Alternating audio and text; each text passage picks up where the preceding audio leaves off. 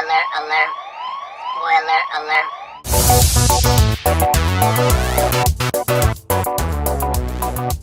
Hello everybody, this is MasterKingJC of the Annie Gaming Nexus, and this is going to be my first review for a One Piece chapter underneath the new MangaZone format. So if you guys haven't heard by now, yes, I am returning to doing manga reviews, or at least manga chapter reviews for that case. Manga reviews is something entirely different. That's a different possibility.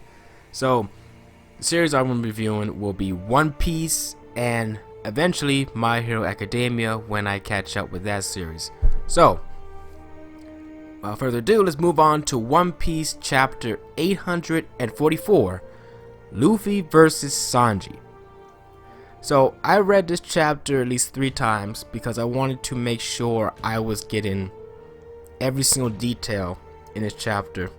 Now I may not go over all of them because I have a limited amount of time. I don't want to be here too long, but there are a lot of things to discuss with the chapters. Holy hell, it is a lot of heavy details we got after coming off of last week's intense cliffhanger.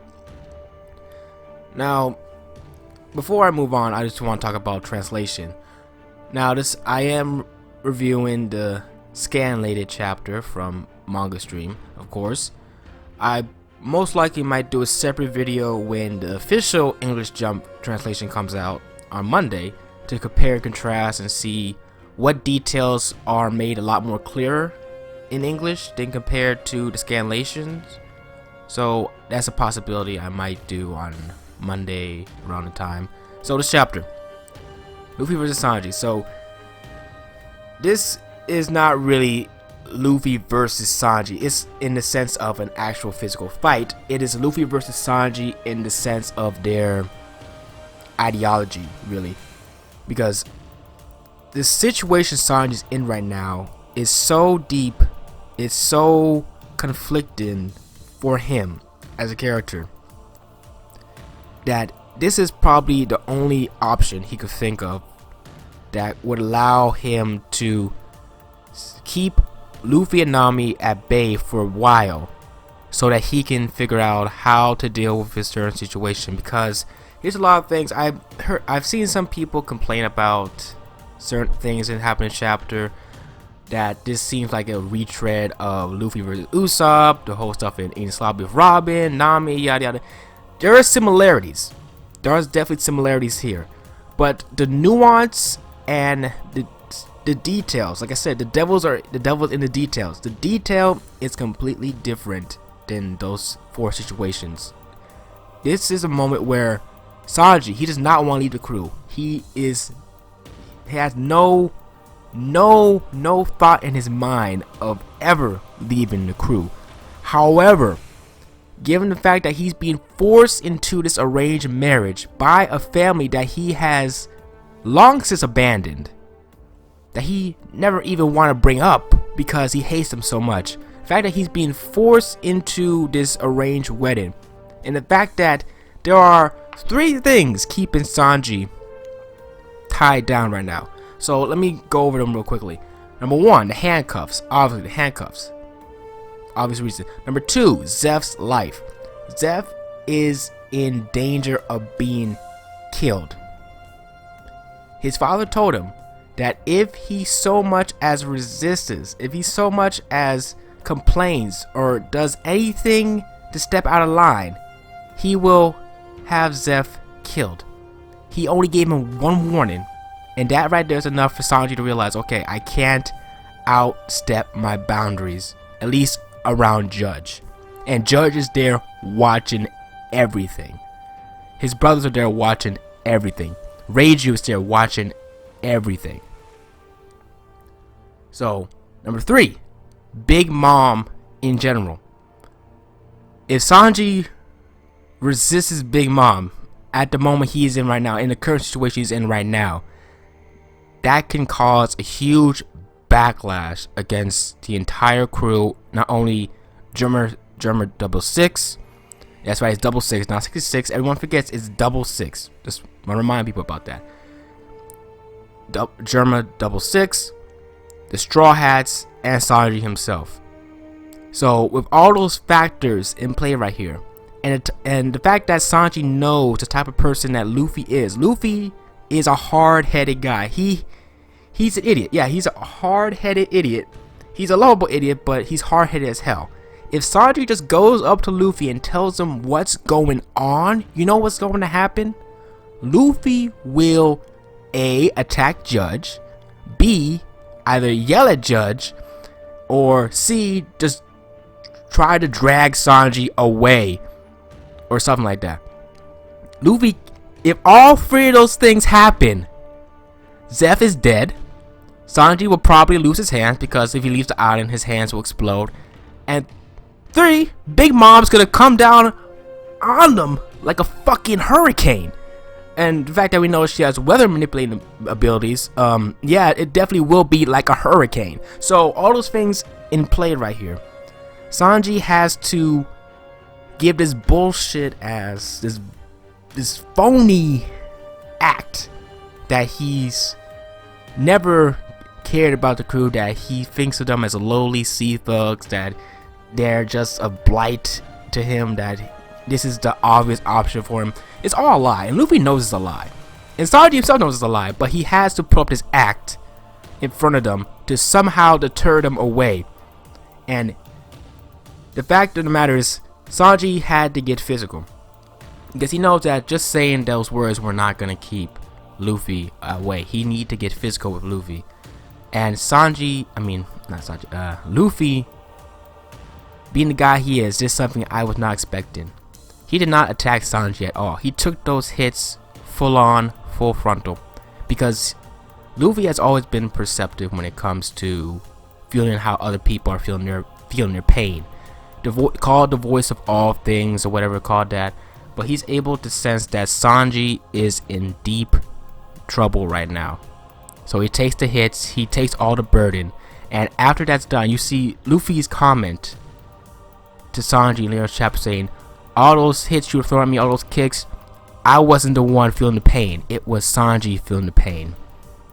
And Sanji is breaking down right here because he had to do something he didn't want to do. Now, Nami, I'm not sure whether or not Nami understands the situation right here. I think she might understand. I see a lot of people commenting saying, "Oh, why doesn't Nami get it? Why doesn't Nami understand? Why is she not see that Sanji's put up an act?" I think she understands, but I still think she believes that Sanji is going a little bit too far. That's why her comment to Luffy, where she said, no matter what his reasons are, he still took things a little bit too far. He crossed the line. I think that might have been why she slapped him like that. And the way she said it, I'm not sure it's the translation, where she said, "Oh, pardon me, Lord Sanji, fare thee well, pardon my heavy-handed approach." It seems like she kind of understands the act, but still she doesn't like the situation. Now, it's not perfect the way it's executed, but I think given the situation it's in right now, and given the fact of where things are going, the actual resolution to this chapter, which I will get into in a little bit after I mention this, I think it's the best outcome. Like right now, out of every situation, I think it's the best outcome, where Sanji is convincing his father. His father, Judge, says, "Oh, it seems like you finally severed your useless bonds." He managed to fool Judge. I don't know if he fooled his brothers, but he managed to fool Judge, and that's the main point, that he managed to fool him. And I think Sanji is going to be on his own right now, because Luffy does something that was very surprising. I did not expect that to ever happen. Luffy said that he is going to stay in that spot until Sanji comes back, and he's not going to eat anything until it's prepared by his hands. And I want to mention, I like the way when we get that speech bubble where Luffy says he's not going to eat anything unless it's prepared by Sanji's hands. We see Sanji's hands with the handcuffs on, and I think that's very powerful. That's a very powerful panel right there that I think a lot of people might have missed on, but that's a very powerful panel. And Luffy says their adventures are waiting for them, and that without Sanji, he won't and he can't become the Pirate King. That right there elevates Sanji's status among the crew for Luffy, because Luffy, to him, he can't become Pirate King without any of his crew. And I was watching Soy's review a little bit earlier where he mentioned the Arlong Park speech Luffy gave, where he said that he can't cook, he can't lie, he can't use a sword, he can't navigate. And the fact is, Luffy can't do any of this stuff without a lot of people helping him. And he can't become Pirate King without Sanji by his side. So that right there shows a lot of Sanji detractors that Sanji's importance to Luffy is a lot greater than they realize. And I really loved the way the last three pages of this chapter, where Luffy just gets up from unconsciousness. Sanji beats him unconscious, and Luffy just gets up out of sheer willpower and lets Sanji know. He lets him know that whatever is going on with him, whatever is keeping him there, he's going to stay there until Sanji comes back. Luffy realizes that Sanji would never say those things like that unless he's being forced to. He knows he's being forced. I know it may not have gotten across to some people, but Luffy obviously knows that Sanji's being forced in this situation, in this predicament. Fact of the matter is, if Sanji needed his help, he would have communicated somehow. But the fact of the matter is, right now, Sanji, this is the best thing Sanji can do right here. And Luffy is going to stay there. He's going to stay put, which I wonder, is Luffy going to be even out for the entire arc? That right there is a question that needs to be brought up. Like, is Oda going to let Luffy just stay there for the rest of the arc, or at least until the Vinsmoke stuff is dealt with? Because that would be very unprecedented. I mean, even more unprecedented than Luffy going on a freaking hunger strike, because it's Luffy. He loves to eat. That's crazy. And I wonder what Nami's gonna do now. Like, if Luffy's gonna stay there, will Nami stay there with Luffy, or will she go about her own business? Will she aid Sanji some different way? And it also brings up Carrot and Chopper, who are in the Mirror World right now, and Brook and Pedro are, I think they're like inside of the Whole Cake Chateau, or they're somehow stashed away in there. They're looking for the poneglyph.